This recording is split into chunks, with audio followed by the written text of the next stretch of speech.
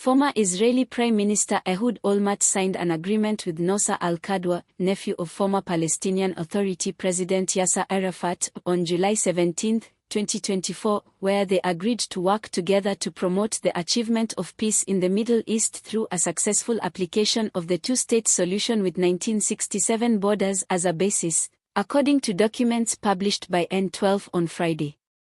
The current agreement is based on Olmert's famously mysterious solution presented to Mahmoud Abbas in 2008. The current agreement would see 4% of the total territory of the West Bank annexed by Israel, with some Israeli territory being swapped in its place.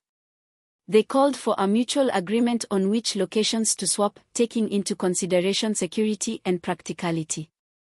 The swaps would include a corridor linking Gaza and the West Bank as part of the 4%. Nasser al-Qadwa support for Biden's plan. They voiced support for the plan President Biden presented at the UN Security Council, which called for the creation of a Council of Commissioners to govern the Gaza Strip after an Israeli withdrawal. This council should be organically linked to the PA and, together with the Council of Ministers, should prepare both the West Bank and the Gaza Strip for general elections within 24 to 36 months. They also agreed to the creation of a temporary Arab security presence to be deployed to Gaza, which would coordinate with the IDF, and a new Palestinian security force established by the Council of Commissioners. The temporary Arab security presence's mandate will be to prevent attacks from Gaza into Israel. They also raised the possibility of international forces being stationed along the River Jordan. Stay updated with the latest news. The Palestinian state is to be a non-militarized state except for the needs of internal policing and security forces. They also agreed to the need for a donors conference made up of wealthy countries willing to seriously participate.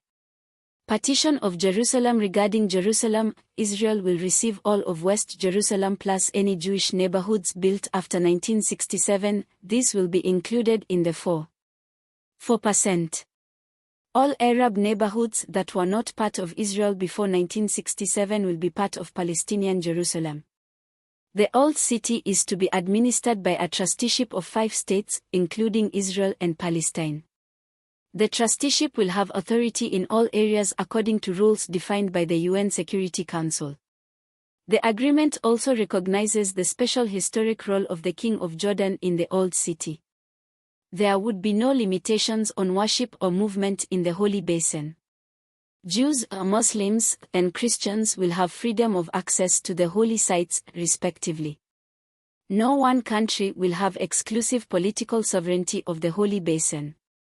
In conclusion, they called for relevant parties on both sides to negotiate additional important elements for a final agreement and called on both sides to adopt this as a basis for a future agreement.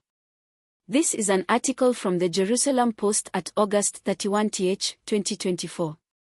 Please check the link at the description.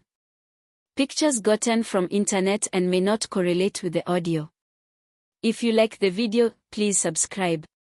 Thank you for listening.